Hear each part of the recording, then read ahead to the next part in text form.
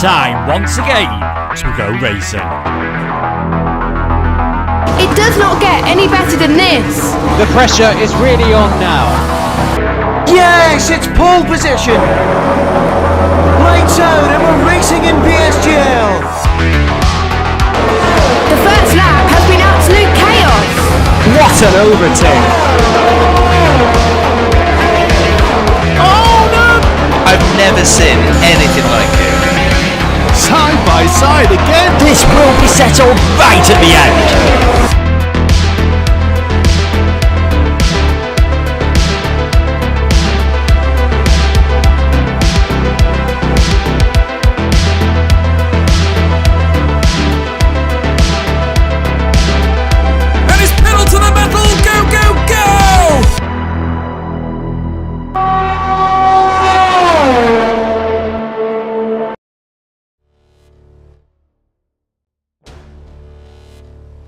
Everybody, and welcome along to PSGL season number 30. This is the top tier on the PlayStation, and this is the penultimate round of the championship. A champion could be crowned at Imola tonight for the Emilia-Romagna Grand Prix. We will of course take you through the permutations in just a moment and keep you updated as the race goes on. My name is Jess Ball. I usually do PSF2 on a Monday night. However, Luke Etheridge has been called to work, so he's unable to make it, so I'm stepping in to take you through the top tier action. Joining me in the commentary box, though, is someone that has been keeping Luke on the straight and narrow for the whole season. Here's, of course, Mr. Aidan Carter. Aidan, how you doing? I'm doing very well, thank you, Jess. Nice to be back in the commentary booth with you once again for the second time in about 3 days, which is really, really nice to see. And yeah, like you say, I've been keeping Luke in line all season long. I've been keeping him on the straight and narrow. But yeah, really excited to move into the penultimate round of the championship now, Emilia-Romagna Grand Prix, like you say, at the Imola circuit. And a lot of things to look forward to tonight. Of course, the championship battle is the big one that we've got to look at, isn't it? Is the fight between Isma and Matthew Older. They've been going at it against each other all season long, and it's really come to a head in recent rounds. It's advantage Isma at the moment, but anything can change. It keeps going up and down almost every round we come to at this point, so anything is possible. Yeah, definitely. And before we start qualifying, we'll take you through some certain stats as well on what Isma needs to do to take the championship tonight as well. If you've seen the Twitter, you probably have seen this, but just in case you haven't as well, it's quite close between the two of them in terms of points difference and amount of wins they've got as well. But in the head-to-head, Matthew Older has beaten some of him on that, but with Isma having some much more decent form than Matthew Older the last couple of weeks, it's advantage Isma going into the final two races. And if Matthew Older finishes 7th or lower in tonight's race, then Isma is crowned champion if he wins and gets fastest lap. Without fastest lap, Matthew will need to finish 8th or lower if Isma wins. If Isma is second, Matthew needs to just be outside the points. And also, constructors could be won tonight if Red Bull be outscored by Williams by 1 point and less, and Williams are champion if Aston Martin being outscored by 9 points or less as well. So potentially we could see a double championship crown from Isma tonight, but it was a bit of a shame about Matthew Older a few weeks ago when we last at USA. He took the gamble staying on the medium tyres, everyone else picked the softs. Isma went and on the alternate strategy, started on the mediums, went on the softs, and it paid off for him, and it just shows the alternate strategy is key, and he was able to take the win there. Yeah, like you say, it shows the alternate strategy was the key influence in that race, and it was a brilliant performance last time out. And yeah, looking at the stats that we've got for the top two in the championship, it is bizarre, isn't it? Looking at it, because on all faces, it looks like Matthew Older should be dominating this championship. But the problem is when he's not beating Isma, he's scoring really poorly. He's had 3 or 4 rounds this season where he's made a mistake at some point midway through the race or early on in the race and has just never been able to recover from it. I think the Netherlands is obviously an obvious one that stands out there as a track that he could have scored great points at and didn't, and Isma massively capitalised on that. And that is just kind of the way season's been. Matthew Older's maybe pace-wise just had the upper advantage on Isma all season long, but the second that Matthew Older makes a mistake, Isma is right there to capitalise, and that is why he is now leading the championship with 2 rounds to go.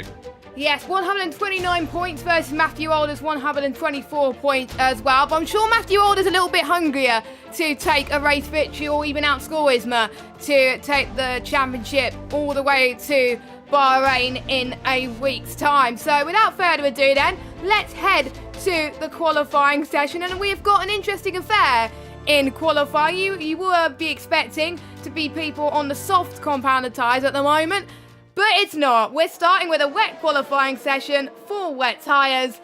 It's going to make things even more interesting. We've got a few people on laps at the moment, but it does throw a curveball. A lot of people have been practicing on the dry, obviously. We don't know what the weather's going to be like in the race. We will check TAD in a second. You can get involved with TAD in a session by typing !help in the chat to find out where your favourite driver is as well. But I don't think the drivers were expecting this when coming into this race tonight.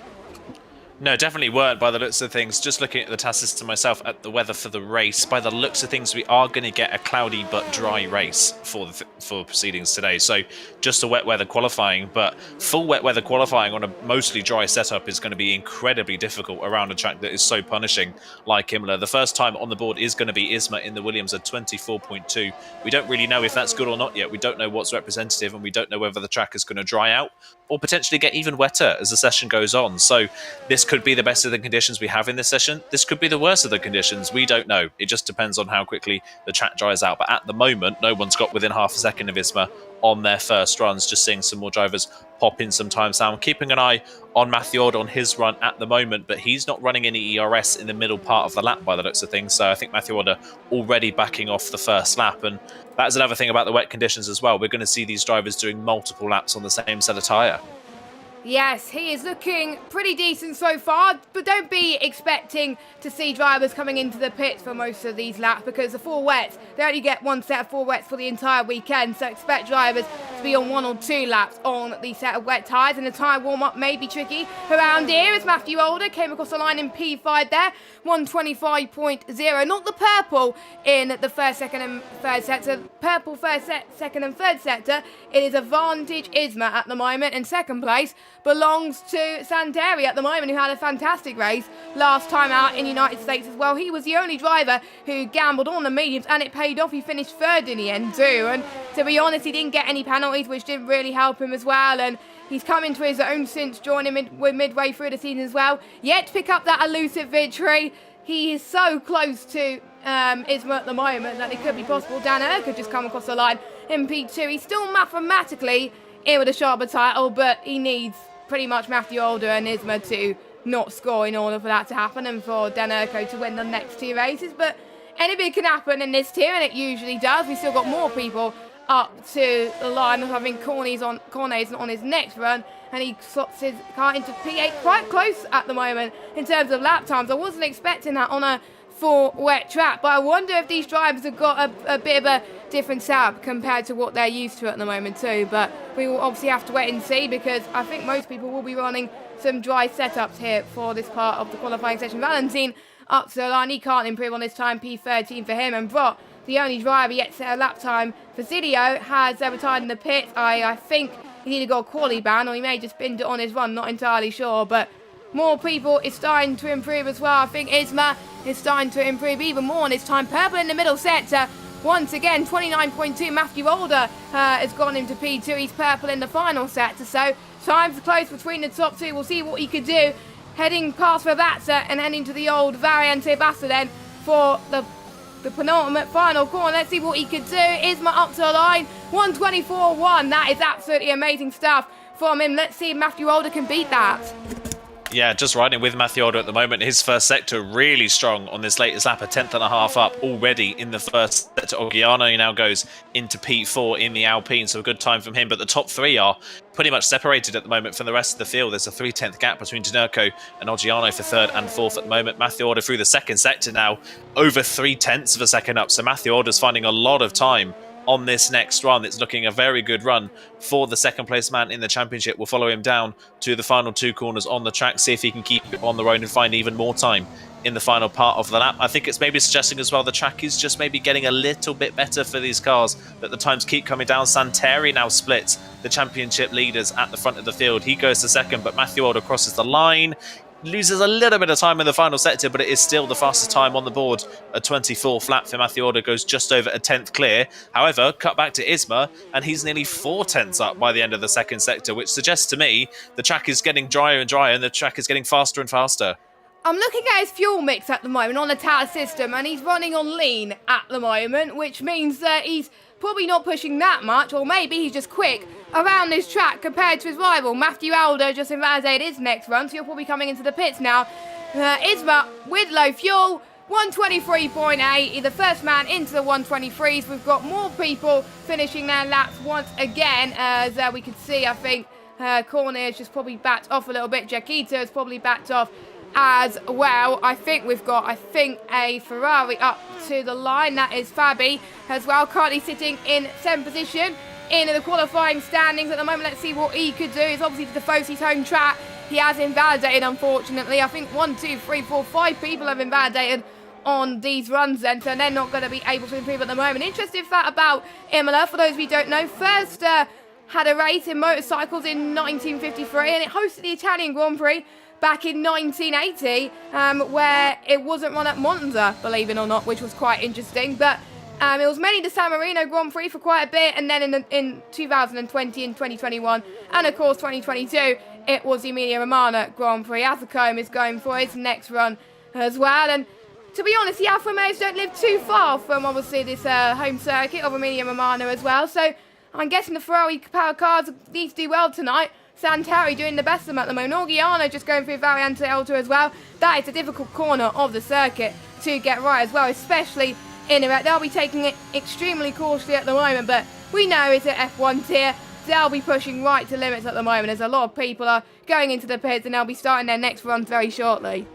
Yeah, I think proving as well the fact that people are pushing so hard is we're seeing a lot of invalidations, like you mentioned earlier on. A lot of drivers cutting over some of these sausage curves, trying to get as much time out these tyres as they can. I'm just riding with H Eagle through the first sector. He's a little bit down. He's got a lot of understeer in that Red Bull. So wondering whether the wet tyres are just starting to overheat a little bit, or whether the dry setup on that car is just not working in these conditions for the Red Bull man. There is a bit of a field spread now towards the back of the field, especially once you dip into the 25s. It does tend to widen out the gaps quite a bit more, as Matthew Alder in the pit lane at least has put the intermediate tyres on. I think that's just to see what the delta is between the two compound. It still looks fairly wet out there, so I'll be surprised if we see anybody go for maybe towards the end of the session we'll see someone move on to that tyre. Cornet, meanwhile, in the Aston Martin has gone 3rd for him, so that's an improvement on his 5th lap on that wet tyre. Just proving that you can run this wet tyre for a long time and still find time. It's more about trying to find the confidence in the track more than anything else, as Denerco completely misses the second part of Aqua Minerale but keeps the car valid. So I doubt that this time is going to be improvement. In fact, he's 3 tenths down anyway, so Denerco is not going to be improving on this lap. But again, proving that even someone as fast as Denerco finding it really difficult to keep the car on the road. And we may see an upset in the qualifying session. We may see someone that you probably weren't expect to get pole position, And we've seen the likes of Valentin and Santari that's been looking so good in qualifying. Well, Valentin not doing very well in P12 as well. So it's going to probably come down to experience, really, in this tier on who's going to get pole. They're so used to the wet conditions compared to some other people that have only been in F1 for either half a season or even a season last season as well. Obviously, Matthew Alder has been there for ages. Ismo has been here for a season and a half and has been doing quite well too as well. Fabi has been a F1 veteran for so long, even though he's been in F2 for a few seasons already. So, you know, that could make all the difference right now. But we're seeing more times being posted, but we're seeing more drivers going on to these intermediates, and some people staying on the full wet. Jensen does not improve on his lap time, so he's going to go again at this moment in time. And it's still got some damp patch at the moment. You can see with Brock, the way he's positioned in the car, how difficult it is to drive in this McLaren as he heads towards Villeneuve now as well. But there are less puddles than there were at the moment. But to be honest, they don't have long to decide on whether the Indus is the best tyre or not. They'll be looking at the deltas very closely indeed. I'm sure we'll be looking at the TAS system even more as well, and obviously we will keep you updated as much as we can as well. Yeah, just looking towards the TAS system as well, weather isn't really expected to ease off that much in this session, so it's more about whether the running of these cars around the circuit dries the circuit out in any way, shape or form before the end of the session. But like you say, not long to go for these drivers to make up their mind as to what they want to do. So some drivers are going to either commit to the intermediates and hope they work, or go for another set of wets and play it safe. So we'll see what drivers do. Jensen on a lap now is about half a second up coming through the second sector. So he should jump in probably around where the likes of Oggiano and Asacombe are in this order around his teammates should Jensen go, depending on how good his final sector is, prove up to P5 in the McLaren this week, as Jensen comes up towards the line. Let's see what the Alpine driver can do as he crosses the start-finish line. And he crosses and does a 24.5 and goes just behind his teammate, like I mentioned. So didn't find any more time in that final sector, but has managed to jump himself inside the top 10, as looking on board from Jensen's car, the rain itself looks to have eased off ever so slightly. It doesn't look like the track's any less wet, but the rain itself has eased off. So I wonder if we're now going to see people commit to the intermediate tyres. In fact, we are. Dinerco, Oggiano and Fede are all out on the track on a set of intermediates. Fede will be the first person to go for a lap on the intermediate tyres. It'll be really interesting to follow the AlphaTauri and see what he can do. Yes, let's actually take you on board a lap around the Emilia Romagna Grand Prix. I'm not going to say the whole circuit name because it'll be, I usually pronounce it wrong. It's quite long heading towards turn 1 and 2. You pass Tamburello and you nail those apex quite nicely. Don't take it too much in these wet conditions as well. You can see how quickly the track's drying up, and as Fede unfortunately has invalidated. Who's next on those set of medium tyres? We've got Azuko, who's on the full wet. I don't think, actually, no, I think it's just Fede at the moment, actually. I think everyone else is on outlets. Let's follow Dan Urco as he heads towards Tamburello. Let's see if he could do it a lot better. I think he takes a little bit more speed going into there as well. I think he's just going to avoid that right-hand curve a little bit to avoid the invalidation. You're going to be heading towards Variante Villeneuve. Turn 5 and 6 as you go up the hill. We're going into Tosa now, a corner where we saw Lewis Hamilton bin it, which caused the red flag, I believe, and they were able to change that. Actually, no, it did not cause a red flag, but it allowed him to drop down to, I think, to 9th place, I believe, before the red flag, where we saw George Russell and Bottas collide in 2021. Luckily, it didn't happen in 22. Past Piratella, heading towards Akmaramali as well. You're going to be braking just here into 4th gear a little bit. You're probably going to be in 5th if you're in the dries, of course.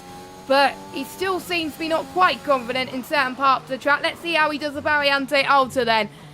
He does that quite well indeed. I think he's catching up to quite a few cars who are on their outlaps. Let's see if they move out of the way very quickly then.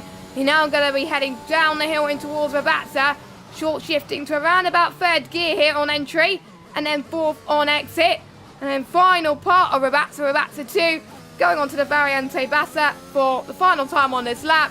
Can he go quicker than Isma? Nope, he can't. So Isma's time on the wet seems to be good at the moment. Let's see if anyone could go quicker on these intermediate. Santeri can only stay in 6th position. He doesn't improve on his lap time at the moment. Is Matthew Old on the lap? No, Matthew Old is in the pit, so he doesn't think the Inters is quick enough for now. We got Oggiano up to the line as well, and he goes fastest, 123.612, so it shows that the track is drying, and there you go, Isma.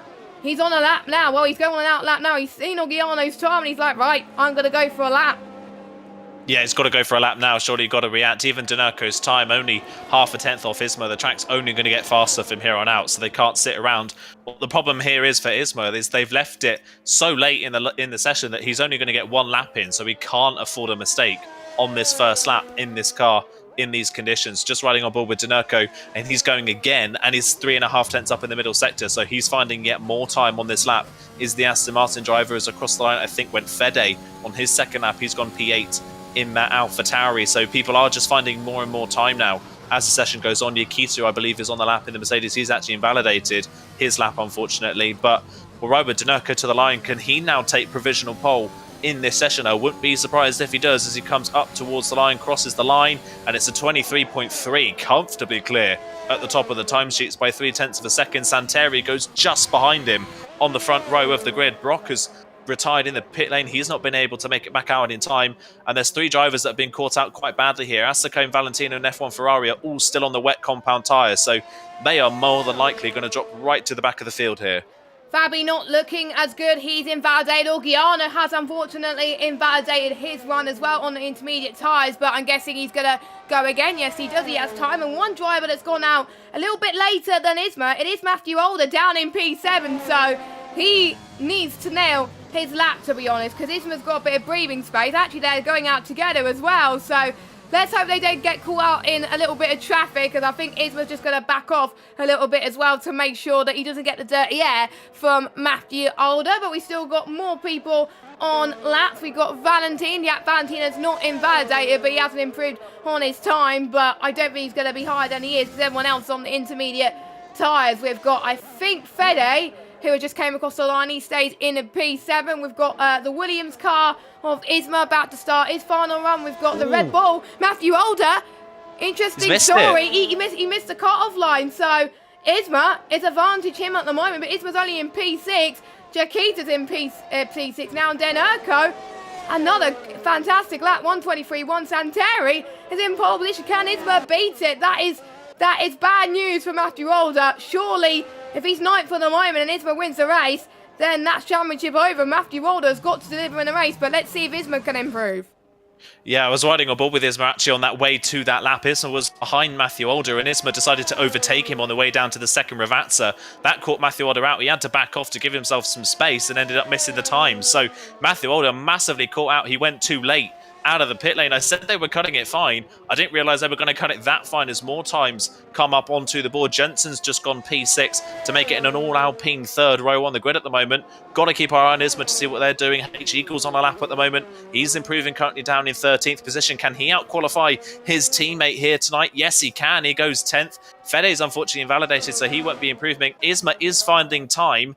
Is it enough to get back on provisional pole, though? It will be amazing if he can for his championship fight. If he can get onto pole position for this race. Anywhere near the front would be great as well as he crosses the line.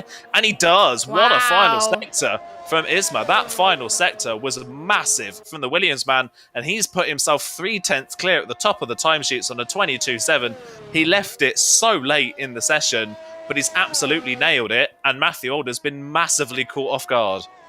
Yes, and he's down in 12th position as well, so that is outside the points as well, and it is hard to overtake at Imola as well, and there's no alternate strategy because the drivers will have the free choice of tyres due to the fact that it is a wet qualifying session. So bad news for Matthew, good news for Isma. As it stands, if it stays like this, Isma will be champion, but points don't get scored in qualifying, they get scored in the race then. So we'll look at the sector times. Orgiano actually got the fastest first sector with a 26.720. All the other fastest sectors belong to, you guessed it, Isma, a 28.6 in the middle sector. And like you were saying earlier, 27.4, 2 temps clear of the rest of the field in that final sector. Absolutely incredible. As we're just waiting for Fede to go into the pits. Pretty much most people have been setting personal best in this session. Dernurko setting personal best in the first, second and third sector for him as well. Max Wiesel lost time in the middle sector, so he could have been probably high. He could have beaten Dernurko as well, but we'll see how they go in the race. So your order then for the Emilia-Romagna Grand Prix is Isma, your championship leader, in P1, Santeri in P2, Dernurko P3, Max Wiesel P4, Cornet in P5, Hoggiano P6, Jensen P7, Fabi in P8, Jaquita P9, and H Eagle in P10. Then we got Fede, Matthew Older, Brock, Azacombe, Valentin, and F1 Ferrari, and then Fazilo did not set a lap time. So that is your order then as well. I was expecting it to be full wet for the entire session. We got completely different outcomes. That just shows what approximate weather does to you. Yeah, it definitely does, doesn't it? It caught a few drivers out, like I mentioned, and the ones, like I said, in that session that were still out on the wet compound tyres when everybody else was going out on the intermediates did get caught out completely. So a lot of people down to the back of the field that may be a bit out of position. Azacombe, who's been so strong in quali recently, down at the back. Both McLarens of Brock and Valentin especially the back of the field as well. Valentin, of course, has been well on pole position already this season. He's only been in this championship for about 4 rounds, but he's had a pole position, obviously, at Singapore with an incredible lap time. And now we come into the race, and what lovely conditions, what opposite conditions for the race, but what lovely condition to see. It is bright and sunny, which is really, really nice to see. And yeah, like you mentioned at the end of that qualifying session, this takes out that whole alternate strategy kind of play for a lot of the drivers further down the field. For Matthew Older, a 12th place position on the grid wouldn't be that bad because the alternate strategy here is fairly strong. However, there's multiple people in front of Matthew Older that could go for the same strategy and get him caught out. Well, Isma would only need to finish second with the fastest lap if Matthew was 11th or lower, so that's going to be interesting. So Isma doesn't even need to win the the race in order to take the championship as it stands as well. But we know at Imola as well how Matthew always quit. But this is the first time we've been to Imola, I believe, at PSGL on the PlayStation side. Obviously, the PC were at Imola last week, and that was crazy with the alternate strategy as well. And obviously, some PCTs had a little bit of rain as well. And before we start the race, we'll just have a quick reminder of our sponsors. Make sure you check our sponsor, Grid Rival. Racing has never been this fun. You can join our F1 2022 Fantasy League by going on to premiersimgl.com/Grid Rival. The link is in the description, so please check that out. Make sure you also follow us on Twitter at premiersimgl and Instagram at premiersimgl, and also subscribe to us on YouTube if you haven't already. So without further ado, let's go into the race. Thank you to those of you that just joined us from the other tiers as well. And due to the fact that they now have free tyre choice, due to the fact that it's a wet qualifying session, we have got pretty much everyone, apart from Dan Arco and Jensen, that's on the medium tyres. Probably what I was expecting, to be honest. But Dan Arco probably wants to get a good start straight away, I think. Would Dan Arco and Jensen probably be thinking there could be an early safety car? We saw in F2 earlier on as well, if you're watching that, there was an early safety car that happened, I think, lap 5, lap 6, I believe. So probably they've been watching that race and thinking it could also happen here. But the mediums, they're probably thinking there could be no safety car at the early point in the race. So it's a big risk for everybody as well. But, you know, it is a good decision for people to be on the medium if they do have the choice, of course. We're going to have a similar amount of choice in next year's game as well. And we could see the same thing. Yeah, we definitely could see the same thing on the next game, like you say, with this mandatory tyre for qualifying, kind of this rule taken out. Is going to make strategy a little bit more interesting, isn't it, on the next game? But yeah, if this is a regular race with no safety cars, you've got to go for the alternate strategy. On pretty much every track, the alternate strategy is the faster strategy. It's just you're usually out of position if you have to start on the alternate strategy. So yeah, not surprised to see the majority of the field go through. Denarco third. I think Denarco thinks he can get into the lead by turn 1 with the better start on the soft compound tyres. If he can do that and drive away at the front, that is great for him, but it's also not a bad thing as well for the likes of Isma and Santeri. If they just let Denarco go, Denarco's not in their race in this early phase of the race. They've just got to let the Aston Martin go if he is right behind them. Yes, we're about to get started then. 17 drivers are going to be racing a 32-lap race around Imola today as well, formerly known as San Marino, now the Emilia-Romagna Grand Prix. The 5 lights are coming on then for PSF1. Can Isma take the championship tonight? We'll have to wait and see. And it is lights out and away we go. And it looks like Isma has had a really good start, actually. I think Santeri has been caught off guard, and I think Denarco has had a good start on the soft, so he could get Isma heading towards Tamburello into turn 2, but he backs off a little bit as well. We're looking at the other soft runner of Jensen as well. He stays in P6 for now, and he's dropped back a little bit, and his teammate trying to get past him as well, Vargiano, and Brock has made a few positions as well, up into 12th position. Fusilio did not get the best of starts either. Valentine up to 12th, and we've seen people trying to go around the outside in and to then as well. Denarco doing exactly the same thing into Piratello as well. Can he keep it clean on exit? Yes, he does. Denarco takes the lead of the Emilia-Romagna Grand Prix, but he's on the soft, so you expect the soft runners to go even quicker than the mediums. But I'm surprised Jensen is not able to do the same thing. Yeah, Jensen just got a little bit boxed in at turn 1. It's so tight on the way into Tamburello, you can't really go anywhere. Jensen thinking about a move on Cornet, potentially down into the chicane, but just not close enough. Matthew Older crucially as well. He's up 2 places from his grid spot. He's back of Yukita for a run down towards the first of the Ravazzas. Can he get down the inside of the Mercedes? He's super late on the brakes, but he gets the move done, and Matthew Older up another position and into P9 and into the points. So yeah, Matthew Older starting his charge back through the field now. Denarco then leads like he should have really needed to do on that soft compound tyre. Isma following closely behind. The next person for Matthew Older is Fabi, and Fabi is a little bit detached from the drivers in front. Down the inside goes Matthew Older, again very late on the brakes. Nothing Fabi could do, and Matthew Older's up 4 places in 1 lap. Yeah, so he is hungry for it. I did say he needed to get the results he needed to tonight in order for him to stay in the championship fight, and he's definitely doing it at the moment, as we're starting to see people try to close in on this train. DRS will be activated on lap 3, don't forget, so we will see some more moves being made very soon as well, and you can see how many positions are gained using the exclamation mark help system as well. in the chat, so that'll be very, very great to see. We can actually get it up on screen for you if you want to as well. Jensen has gained 1 place, and obviously Dan Aken from third has gained 2 places, and Basilio, Valentin have also gained quite a bit as well. We've got Brock trying to get past Fede into Tamburello, couldn't quite make it work. Unfortunately, he stays behind for the time being. A few people will be getting just a little bit patient for now because they don't want to get involved in too many incidents, which could cause a safety car as we head towards that 3. There's only 1 DRS zone around this track, and that's heading towards the start-finish straight, so no detection points for the time being, as Danerco just set in the fastest lap. But we are starting to see the top 2 start to break away a little bit from the rest of the pack, which is bad news for the likes of Santeri, Max Wiesel, Cornet and Jensen as well. But Jensen looks like he could get Cornet heading towards Villeneuve as well, but with the dirty air, it's not going to help at all. But with the new game, I'm assuming Jensen would have definitely gone to try for the move, as Cornet has got a bit squirmy on exit. Jensen almost had a look past Cornet heading in towards Tosa down the inside, but he wasn't able to do it on that occasion, to stay in pit position. So Jensen's tyres must be hurting. He's going to be the first driver to pit as well. Not what he would have wanted at the moment. And look at Dan Nerko's pace on those softs, 1.4 seconds compared to Isma as well. This could be huge, but don't forget Isma's tyres will be quicker towards the end now as well. So we'll watch Isma's pace towards the end of the race. But at the moment, Dan Nerko is on fire, and this is what he needs to do to stay in this fight. But with the other 2 not scoring.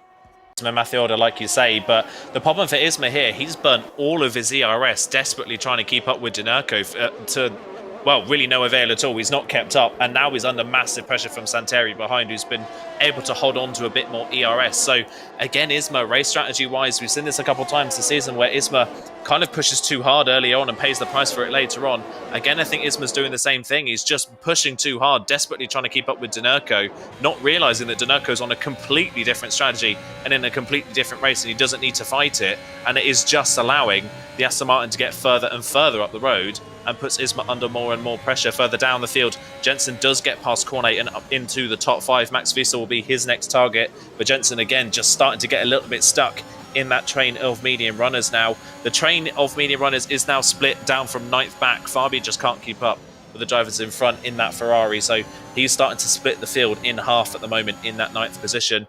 And yeah, Danerco just continues to pull away, but as I said, Danerco's in a completely different race here. Yep, he is, compared to the rest of the field as well. And I think Santeri is looking to get past Isma on the next lap as well. And we can see how quicker he is on the last lap as well. Currently sitting in P3 as Santeri set in purples in the middle sector, about a tenth quicker than Isma as well. And I'm sure that the middle sector is where Santeri gains the most time at the moment. But I think we're looking at, obviously, Isma's middle sector. And probably Isma's middle sector is going to set the timing screen alight. But no, Danerco is still fastest. So we can see then Santeri has the DRS and the straight line speed. I don't think Isma was challenging Santeri for that. Heading towards turn 2 into Tamburello, and Santeri is in P2 at the moment on the set of these medium tyres. Jensen now is up into 4th position. Matthew Older stays in 8th position as well, as more people starting to make their way up the field. And I think Max Wiesel is struggling a little bit, passing towards the Villeneuve chicane as well. And we've got 3 trains now, haven't we? We've got, obviously, Danerco on his own. We've got Santeri leading this little train. Then we've got the likes of, I think, Fabi and Fede for the battle for the final point as well, which can make a difference between certain positions in this championship, because some people may not be aiming for, obviously, the constructors or the drivers, but they'll be aiming for some midfield points just to get into even the top tier this season as they head towards Acamorali at the moment. So Fabi, Fede, Valentino, don't forget, DNF last time out on the first lap, got caught in the SS in the USA as well. He's still in this race, and he's looking a bit of a threat to Fede at the moment. Not quite as faster compared to him right now, but he's just taking his time.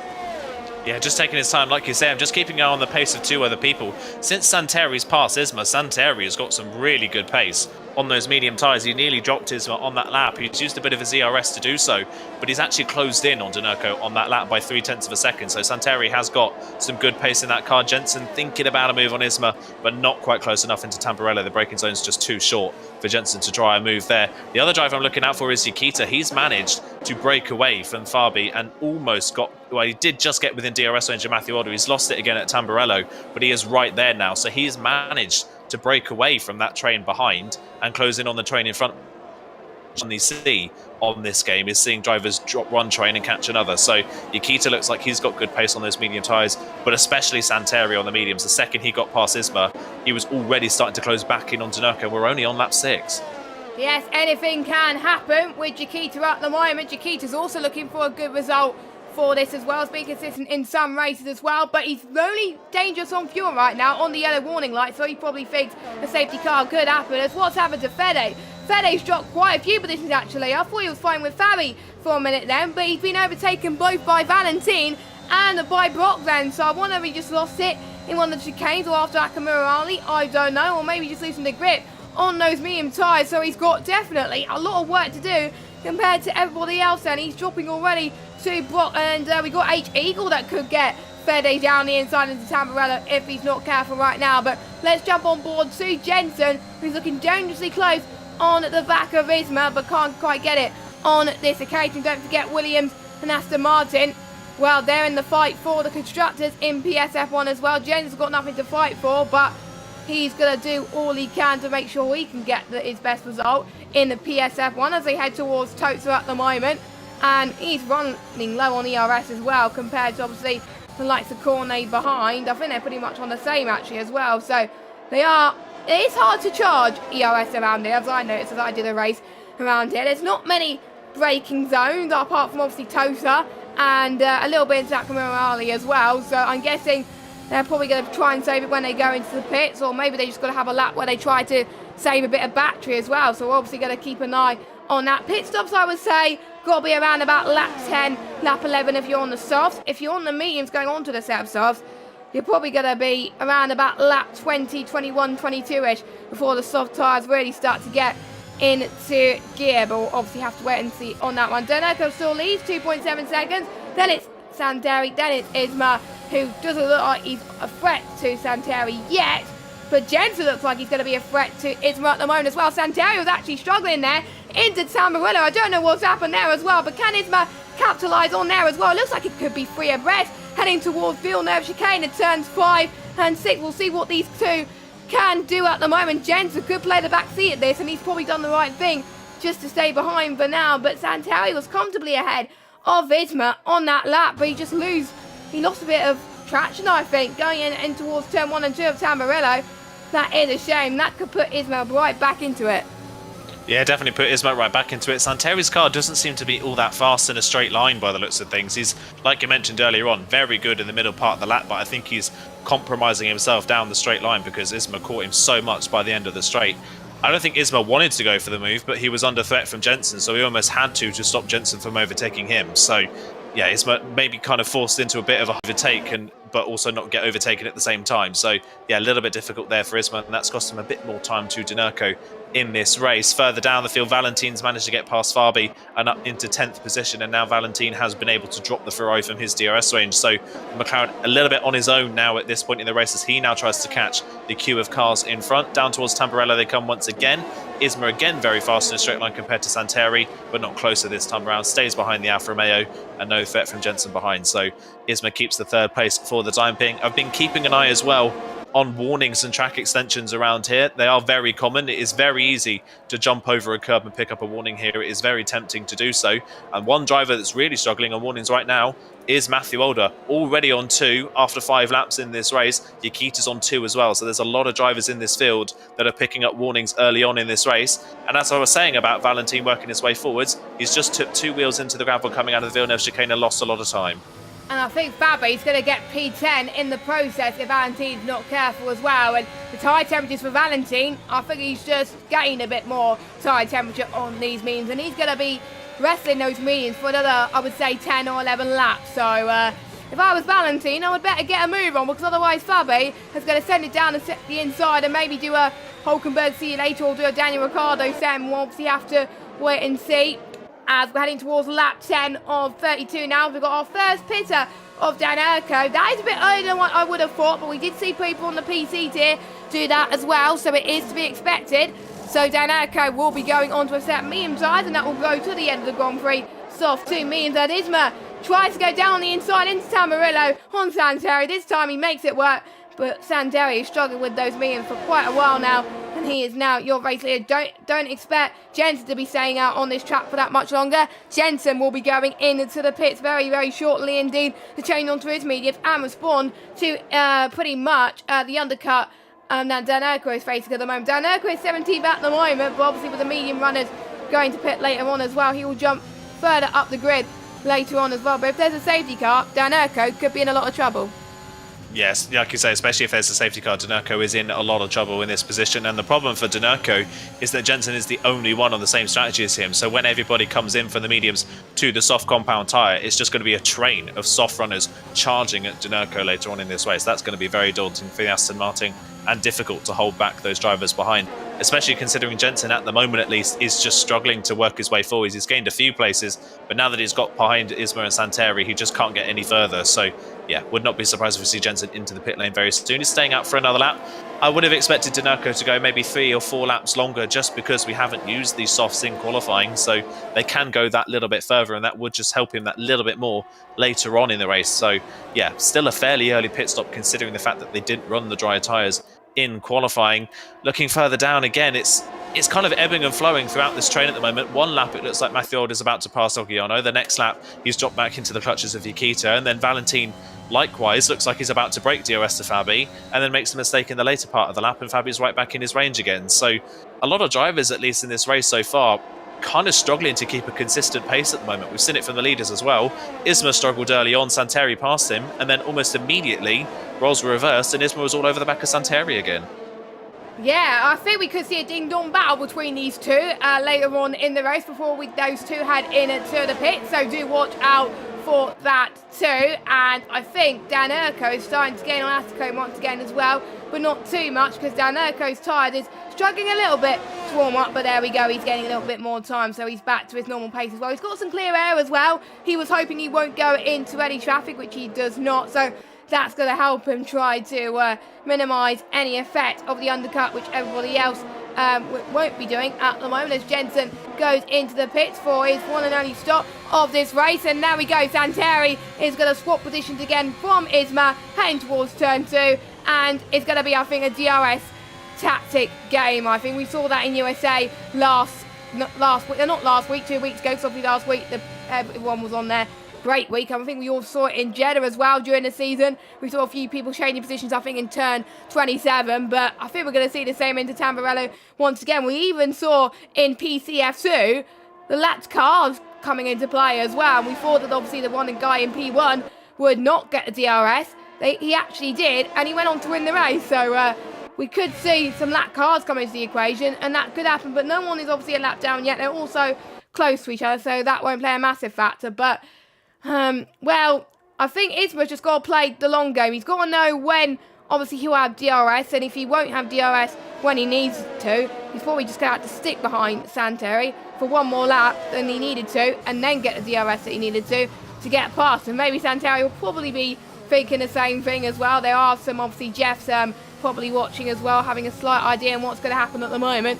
But I know Isma's going to go for it. He's got the ERS to use as well, but oh, I think he's going to go for it. Yep, he is going to go for it this time under the Made in Italy banner then for the 13th time this race. And now it's Isma that takes the lead. I was surprised he went for the move there as well, with Santeri not managing to get the move done there. But I wonder if Santeri's reading Isma's games at the moment. As Brock gets past Fabi then up into 9th place, as Fabi is now ahead of Fede up into P11. H Eagle is up into 12th position. Orgiano has got the first 3-second time penalty of the session. Surprised that has came this late on at the moment, which shows how clean they are in track limits. But like we said, we are keeping an eye on the warning situation, obviously, with Isma being in P1, and I don't think he's got the fastest lap at the moment. However, Matthew Old in 6th, the championship will go down to the final race, as Matthew Old will need to finish 7th or lower at this stage. But at the moment, the championship could go to Bahrain as it stands, according to the permutations, of course.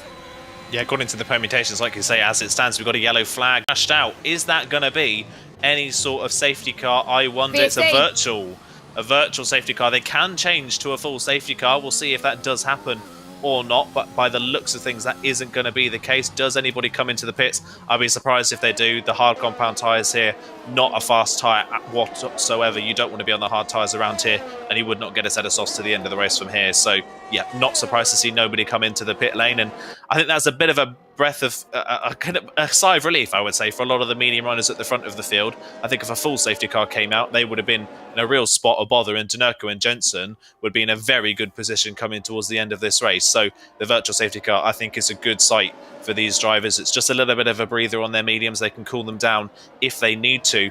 One thing I was going to say before that virtual safety car came out, Cornet passed Max Wiesel on the previous lap at the same time as Isma was going back into the lead. And Max Wiesel recently has been really struggling to keep his ERS and keep up with the top two. Cornet as well. Cornet was trying to bridge the gap between the two of them. Cornet had just lost DRS range, and Max Wiesel had just lost DRS range on the back of Cornet. So it seems like, once again, Max Wiesel is the cork in the bottle at the front of this field. He's really struggling on those medium tyres to keep pace with the drivers in front. This virtual safety car will help him build up, will help him at least in that sense. But raw pace-wise, he's really struggling as Oggiano to cap off what's been a rough couple of laps for the Alpine. He's got a drive-through penalty for proceeding under the virtual safety car. Matthew Alder's going to try and get past him as quickly as he can, but he'll get DRS down the pit straight, and Oggiano will probably dive into the pit lane anyway, so it's not going to be too much of a bother for Matthew Alder here as they come out of the final Ravazza, and Oggiano does dive into the pit lane for that drive-through penalty.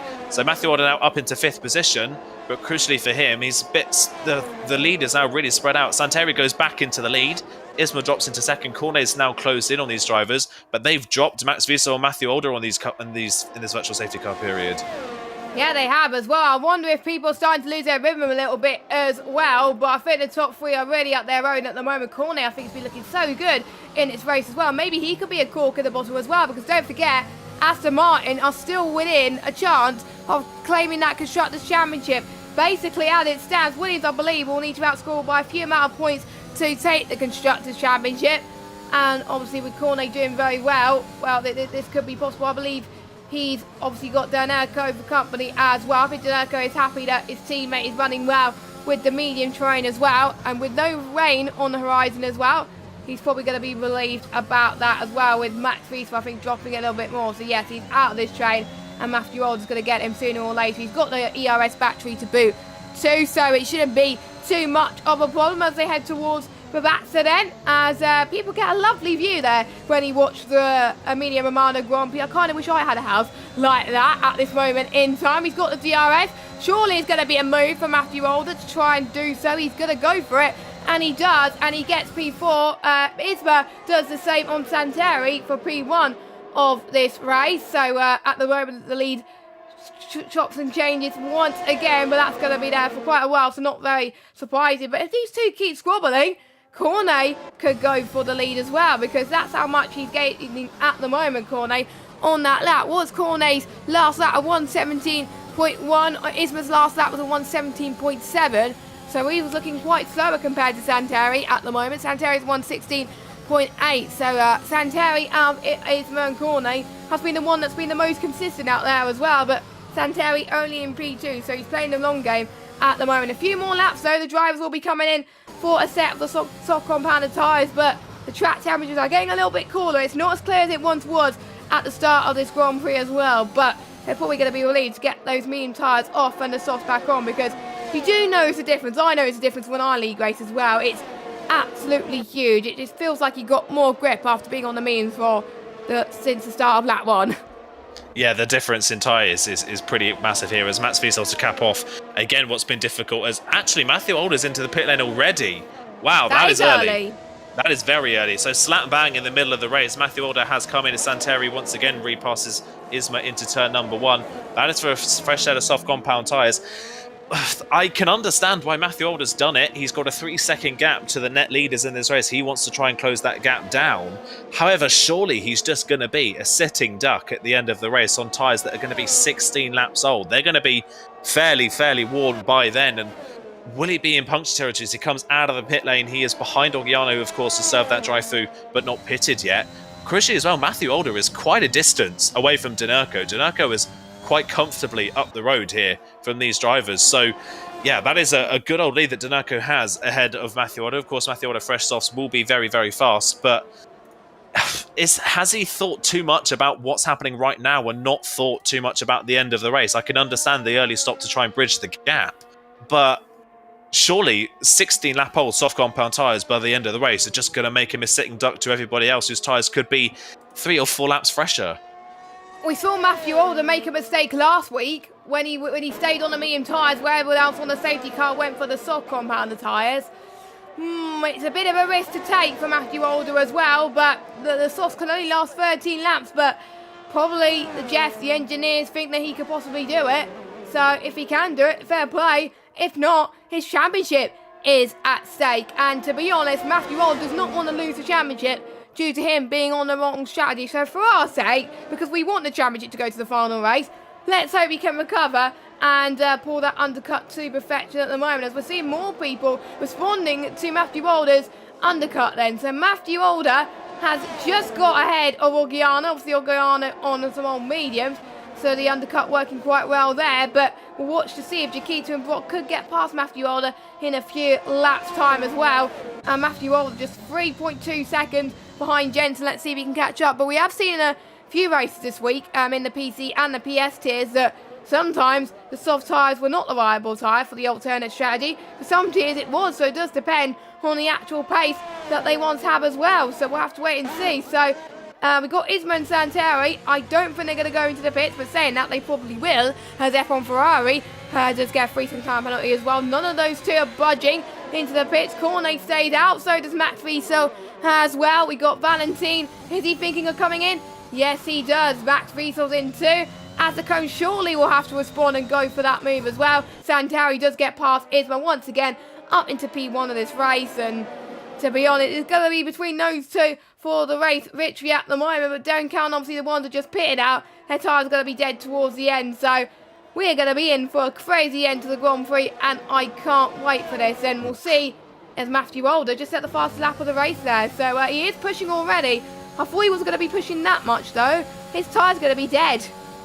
Yeah, he's pushing very hard. I've been watching Matthew Alder this whole lap. He is taking a lot of liberties with the track at the moment. I'm amazed he's not got a warning on this lap. He's been flying over some of these sausage curbs around this track. He's pushing very, very hard indeed. He would have bridged the gap, I think, by now to the top 3 in this race by the time they pit. It's just dependent on, like you say, whether the softs can last from here on out. He is pushing so hard that he could be potentially overheating these tyres very, very soon. His next target is Jensen, of course, who's on the regular strategy. He's the first of those drivers on that regular strategy then that he's going to have to come up against, and he could get him down the pit straight this time around. He won't want to waste any time behind Jensen. He'll have to try and get this move done as quickly as he can. As into the pit lane comes Santeri and Cornet, and Santeri has sped into the pit lane, so what was looking like a great opportunity for Santeri to win this race, he's just given himself a massive handicap with that 5-second penalty.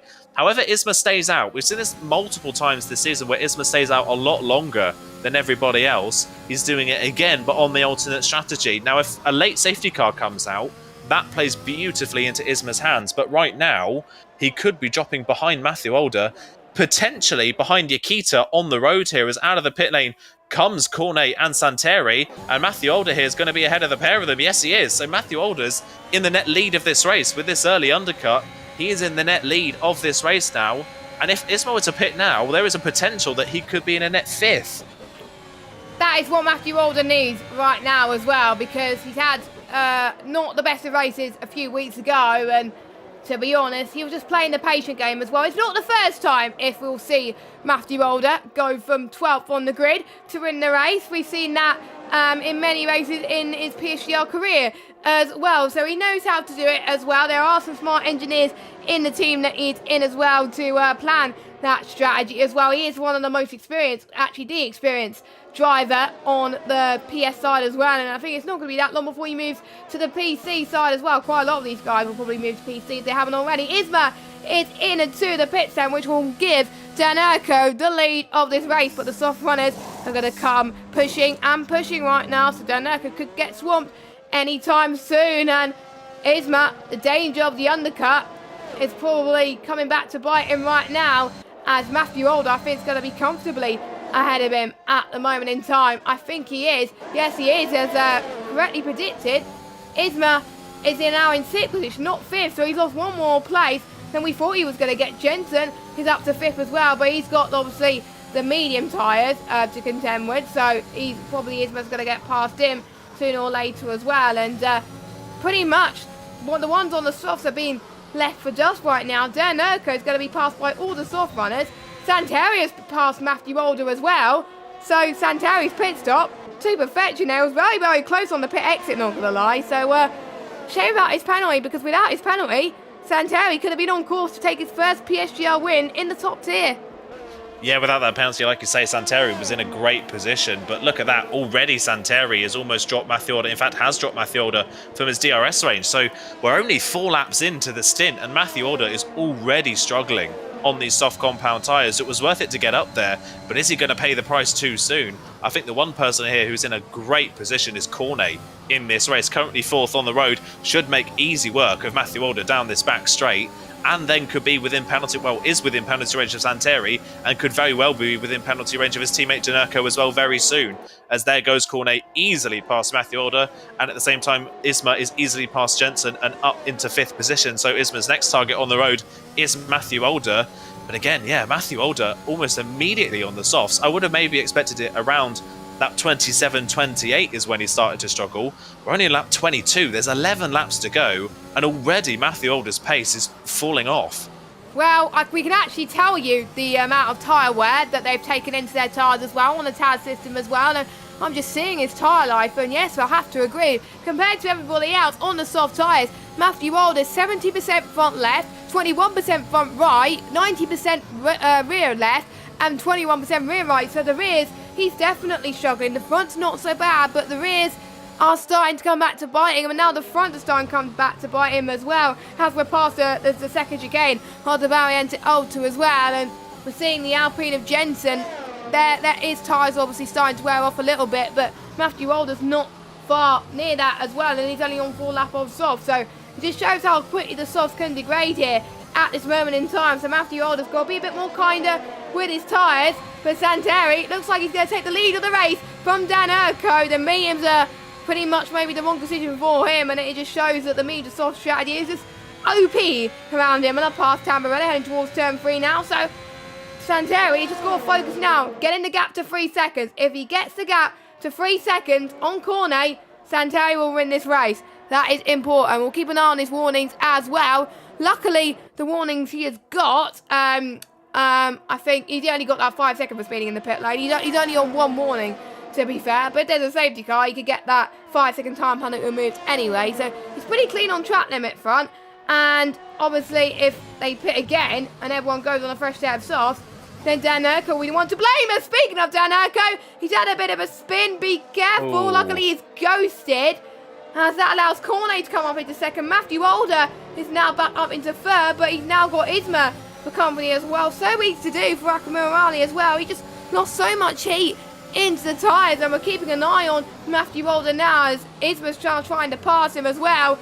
And look at the traction that Isma's gaining on Matthew Older, heading towards Rabatza 2. He's got the ERS2 boot as well, and I think Isma is going to get the job done. Easy pickings for him up into third position. I'm keeping an eye on actually Danerco's tyres, and to be honest, his tyres are pretty much dead at the moment. He's dropped down to 12th place, and he's out of the race, speeding in the pit lane. It's a cork in the bottle. What a shame, and that means it could possibly happen. Williams could win the Constructors' Championship. Aston Martin needed 2 drivers to be in the fight tonight. At the moment, we only got 1 of Cornet. So Cornet is flying solo, but Cornet is not on the same pace as Santeri. Santeri is trying to get that 5-second window to Cornet. At the moment, it looks like he's doing it, but he's going to need to find 3 seconds in the next, well, pretty much next 9 or 8 laps. Can he do it? We'll have to wait and see.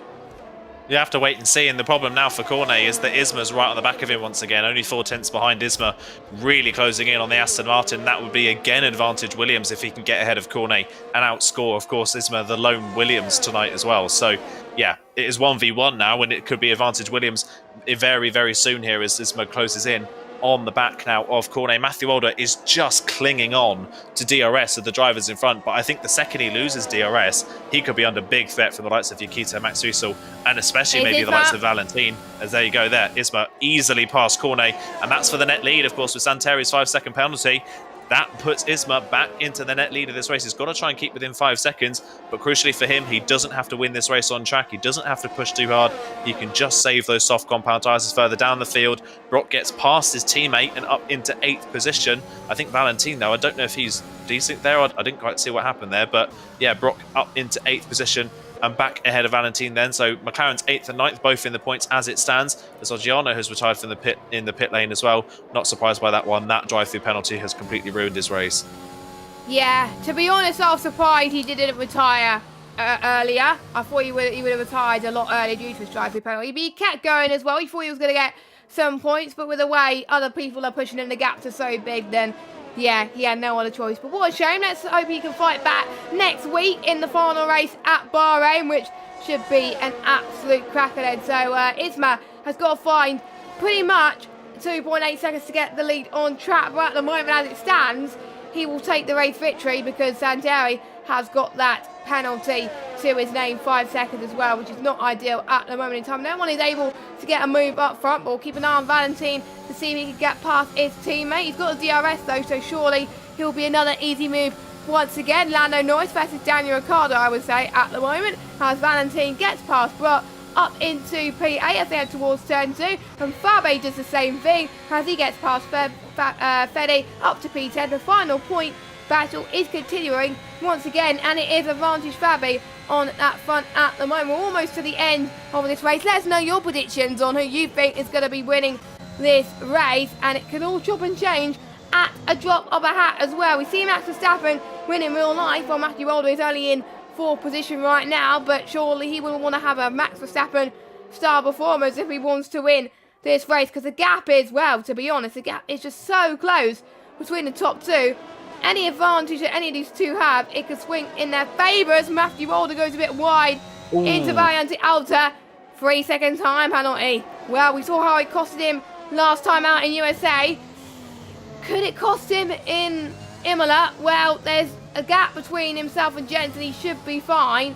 So I think the only position he's going to lose is probably to Chiquita, but even Chiquita's a little bit further back. So it's a too close for comfort in the moment. As long as Chiquita doesn't gain about 3 tenths on him, he should stay in 4th position. But yeah, his chance of a win is pretty much gone now because Isma has got no penalties as Valentin gets past Jensen on fresher tyres and softer tyres up to P7. Much better result this time out for Valentin in that McLaren. He could be on for a very good result in this top tier in Imola as well. Good redemption going into the final round as well.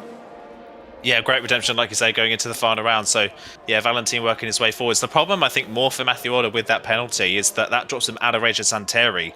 So I think if he'd kept it penalty-free, he would have been within Santeri's range and would have snuck a podium here. That's not going to happen anymore. He's not close enough to the back of Santeri to be able to capitalise on that. So that's more of his worry. Nikita is just falling further and further back now from this top 4 in this race. So Matthew Walder should be safe from behind, but of course we know he pitted the first of all of these drivers on soft compound tyres, so he's still got to think about tyre wear towards the end of this race, and we don't know, of course, well, we do know how bad his tyre wear is. His highest tyre percentage at the moment is 42%, which is pretty high for this stage of the race. He should get to the end of the race no problem in terms of tyre wear, but they're not going to be particularly fast. He's just kept DRS this time around, but I think the second he drops from DRS range, that is opportunity for Nikita to close back in a bit more on the back of the Red Bull. So yeah, he's desperately trying to hold on to the back of Cornet, but as of right now, not quite working for him. And it's kind of been the story of the race so far. Matthew Walder has not really had a lot of pace as Jensen and Brock now going side by side through Tamburello. Brock trying to move around the outside,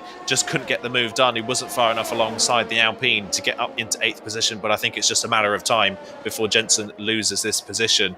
And yeah, like I was saying, all race long, qualifying obviously didn't go his way, but even in the race, Matthew Walder has been on the fringes of losing DRS on multiple occasions. He's really struggled in this race. There's another yellow flag. Yeah, Fede's had a spin. You had a spin down at Villeneuve. Yeah, just before Toto as well, so that is his chance to getting points out the window as well. I think he's been struggling ever since that spin into the Variante Alta earlier on in this race, which is a bit of a shame, and let's hope he can recover. He's still got, I think, a few attempts to find on H-Eagle as well, because H-Eagle has got a 3-second time penalty too. So he's in less danger than he was, but he's only going to probably finish in 12th position at the moment then as well.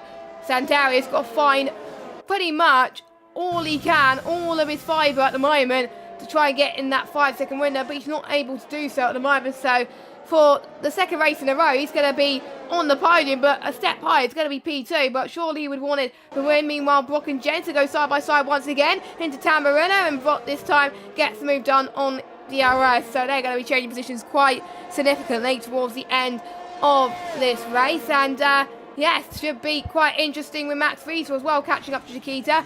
And there's, surprisingly, I'm a bit shocked actually, there's been no safety cars, and I'm a bit worried for Chiquita at the moment because he's still got the yellow warning light at the moment. And I'm just seeing where he is. He's in 5th position. He's on minus 0.07 of fuel, so he can save a little bit by lifting and coasting, but Max Friesel's going to catch him, so it's either that or he's going to lose a position, or he's going to lose chunks of positions. If I was him, I would back off, let Max Friesel free, try and save some fuel, and then you could potentially get P5 back, but he may be in danger of getting out of the points. So yeah, in the Taz, you can see he's trying to save. He is trying to save. It's now down to minus 0.04 now, so you can see he's losing a bit more time to the likes of the cars in front, but Max Friesel is also struggling as well, so that's probably helping him a little bit there as well. But 3 more laps to go then. Santeri still leads from Isma at the moment in P2, and with the permutations, well, Matthew Older is doing enough at the moment to take this championship fight alive another day, but again, we don't know what the penalties are at stake. We could see other drivers who get penalties as well. Zasicombe, because I'm in a quiet race, he could get his next point of the season. He could get past Fabi very soon as well. Oh no! As I was just saying about Matthew Older has got another penalty. Well, luckily for Matthew Older, Isma's in second, but Santeri's got a penalty.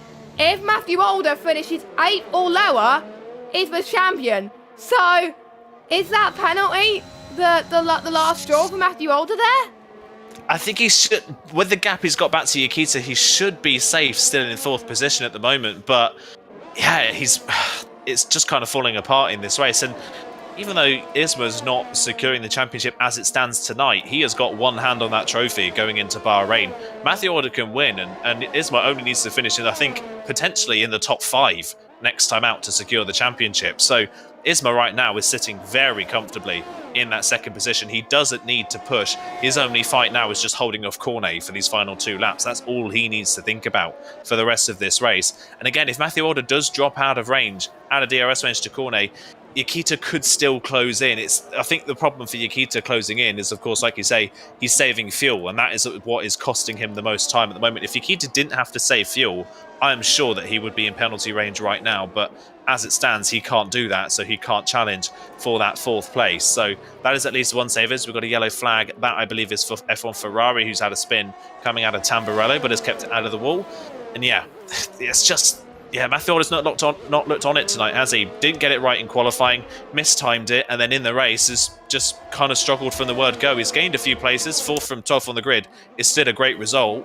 That has come from the benefit of Denurko and Jensen not being on the correct strategy and other people making mistakes, and yeah, it's just not looking great for him. One person that is looking great for, though, is Cornet. Cornet's got a great one on Isma down the pit straight. Yeah, we can see him trying to go for the move, then heading towards Tamburello then for the final time of this race. Santeri, he's probably going to be loving it at the moment as the gap starts to increase once more. The tyre is starting to die a little bit as well as Cornet is up to P2. He could be on for the race, which I believe will be his first in the top tier as well. He's definitely come a long way, and that will be amazing to see. He's running out of VRS as well, and look at this, Matthew Older is in the fight as well. How amazing this as well. This could go down to the wire in Bahrain. Literally, it'll be winner takes all. Could be a dead heat as well. And Santeri is trying to make sure that he's using as much ERS as he possibly can, but it's not going to be enough, unfortunately. But Isma has got a few more chances to try and get past Cornet, but obviously Cornet's got his own battles. Isma's got his own battles. Isma's gained a lot of time into the Variante Alta, but he doesn't need to win in order to have an advantage in the championship today. All we need to do is to stay ahead of Matthew Older. Jensen has got a time penalty. I think Chiquita, I'm just looking at Chiquita's fuel, he should be fine, but you never know. Santeri's going to come to a line. A brilliant drive for him. he is going to win the race, but on penalty, it is Cornet that takes his first win in the top tier. Isma extends his gap at the top of the championship to Matthew Older in P2. Santeri in third gets another podium of the season. Matthew Older, P4. Jaquita just about has enough fuel to get into P5. Valentin in sixth. Max Wiesel seventh. Atacombe retires. That's through Batsa as well. That is a bit harsh. Brock 8, Jensen 9, Fabi in 10th. And those are your final point scorers there. Fede just misses out actually in the P11. But Cornet, what a performance there. The constructors will go down to the final race, I believe. And so will the drivers. And Cornet did a really, really brilliant job. He started third and he was in the battle for the lead all race. He just kept behind Santeri and Isma. And Cornet, he just did a better job managing his tyres. I think we're just keeping an eye on his tyre life. Yeah, he definitely did a lot better. I think the front lefts and rights were pretty much the same, but for the rears, Cornet, I think, had the upper hand. Yeah, brilliant drive from Cornet, like you say, and it's been a very up and down season for Cornet. The start of the season especially did not go his way, so it is really great to see him pick up a race victory and another new winner this season as well for Cornet. So that, yeah, brilliant result for him. Isma, not the win that, well, 2 laps in the end looked like it would have been Isma's win. It's not the win, but like you say, it's still an extension in the championship, and all the advantage he can take into Bahrain, he will obviously gladly take. But yeah, really good for the championship for Isma. Great race for Cornet and great race for Aston as well, manufacturers-wise. Yeah, a lot of stories in that race, and yeah, it was a really, really great race in the end, and Isma, I think, will be really happy after that one. Yes, I'm sure Matthew Older will be relieved that his race didn't go from bad to worse. He actually started 12th and finished 4th, so for him it's pretty decent as well. Damage limitation race, and that's all we could have asked for at the moment. But we'll run through your results then, provisionally of course, because the stewards will be looking into this. Cornet wins his first race in the top tier. Isma in second, Santeri in third, and we got Matthew Older in fourth, Chiquita in fifth, Valentin a good result in sixth, Max Wiesel in seventh, Brock with another decent result in 8th, Jensen in 9th, and Fabi is your final point scorer. Then we got Fede, H Eagle, F1 Ferrari, and Asako. Round up your finishers, and your retirements are Ogiano, Dan Erica, and I didn't see the last one, unfortunately. But there we go. But what a race it has been. So many drivers of the day, but one of them has got to be obviously a Cornet for keeping it patient and doing it when it counts. But Isma did all he needs to do to extend his championship gap, and pretty much the title is his unless he has a mare next time out in Bahrain. So Matthew Older still had a chance, but with Isma having a much better race, getting a good qualifying, well, I think surely Isma will be on for his first title in PSGL next week. Yeah, you got to say it's one hand on the trophy for Isma now, isn't it, after that race? And that all came from kind of a rookie mistake, unfortunately, for Matthew Older in qualifying, leaving it too late to go out on the track and then being too cautious on the way down through to the start of his lap. Missing that final opportunity cost him big time in this race. And then it just seemed like at the end of the race, he got a little bit hot-headed, picked up that first penalty, and then seemingly gave up from there on in and picked up another penalty. He was lucky that the driver behind Nikita had to feel safe for that race, so he wasn't really punished too heavily for the 2 penalties. But I think it's just a sign that Matthew Older just got a little bit hot-headed towards the end of that race, which is a shame to see. And yeah, anything less than a win, I think next time out, at least, obviously for Matthew Older, is not going to be good enough. He has to win next time out in Bahrain, I think, to stand a chance against Isma in this championship. And yeah, if Matthew Older does win, all Isma has to do is just finish behind him or finish on the podium. And Isma's done that so many times already this season. We've this whole season pretty much has been Matthew Older following Isma home, or Isma following Matthew Older home. So yeah, I feel like it's one hand on the trophy now for the Williams man. Yeah, and he could get the double as well, but I think Cornet will have something to say about that as well. And the fastest lap, by the way, goes to the Alfa Romeo driver of Santeri, so he'll be getting that extra point going into the final round as well, which will give a boost up his confidence. He actually got purple in the middle sector. Purple first sector belongs to Isma as well, so they were quite close in terms of pace, but obviously Santeri was just pushing a little bit more to make sure he could get that 5-second penalty deficit as little as he possibly can, but unfortunately it was too narrow about. Hopefully we can get the drivers in for an interview. Hopefully we can chat to our obviously race winner, our first time race winner as well, which will give him confidence going into the next game. But whilst we do that, Bahrain, the final race of the season. Obviously, Luke will be back for it, of course. What could you expect from pretty much everybody else on this grid as well? Because they're not in this fight, but there could be someone that could spoil, obviously, Matthew Alder's party or even Isma's party, maybe getting a win or two or getting a podium. This could change things quite dramatically for them. Yeah, definitely could change things quite dramatically. Like you say, there's a lot they've got to look out for this next race. And Bahrain, as well as the track, is completely different to what we had tonight, isn't it? Imola is very much, it's a punishing circuit, as we saw today. There's no room for error. It's a difficult track to overtake on. Bahrain next time out is overtaking galore. The strategy around there seems to be pretty nailed on. It's a fairly easy strategy around Bahrain. So next time out, it's going to be about raw speed next time out and being as fast as you possibly can and trying to be at the head of the train for as long as possible. So yeah, it's going to be a completely different dynamic this time next week for the championship, which could make the order completely different and make the race very interesting. So yeah, it's going to be really, really interesting to see how the next one goes down. But yeah, I'm really excited for the final round of this championship. There's still plenty more action to come. And I'm looking forward to watching it. So hopefully the drivers will give the commentators some fantastic action. I'm looking at the rating room. We've got no one in the rating room at the moment. So unfortunately, I think we're going to end the stream there. So thank you guys so much for watching PSF1. And we hope you had a great time as well. Obviously, make sure you check out our sponsor, Grid Rival, as well. We have an F1 2022 Fantasy League. So check the link in the description.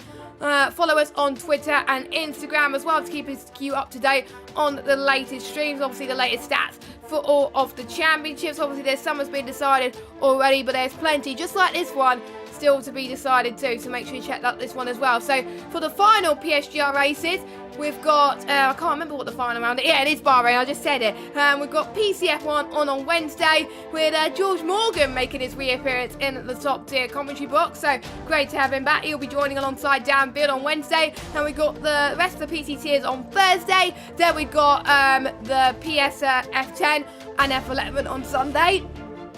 Excuse me, I lost all my voice after that race. And obviously we've got Luke and Aidan on Monday for PSF1, and obviously all the other top tiers on as well from 7 PM and at 8 PM. So any final thoughts? And I'm gonna put you on the spot. Who's gonna win the title, Isma or Matthew Alder? Oh no, I'm so sorry to whoever I curse for this final round of the championship, but to put me on the spot, I think it's going to be Isma. I think Isma doesn't have... there's not a lot of pressure on Isma here. Yes, he has it to lose because he's going into the final round with a championship lead, but because his championship lead is that big, I think, going into the next round, he doesn't have to be the winner of the race to win the championship. He just has to finish close enough to Matthew Alder to make sure that he keeps the championship lead. So I think that's a little bit of pressure off for the Williams driver. So I'm going to say I think championship goes Isma's way next week. Well, I'm going to predict Isma as well. So if Isma bottles it next week, it's going to be us two. But we'll let you guys go and have a little bit of maybe something to drink or have a little bit of a break as well. But obviously, like I said, more PSGL action commences again for the final time on F1 2021 for the Bahrain Grand Prix on the PC side. Stay tuned at 7 PM. But for us, well, for PSF1, it'll be same time next week, 8 PM UK time, for the Bahrain Grand Prix. I've been Jess Ball. Comments, this has been Aidan Carter. Have a good evening. Bye-bye.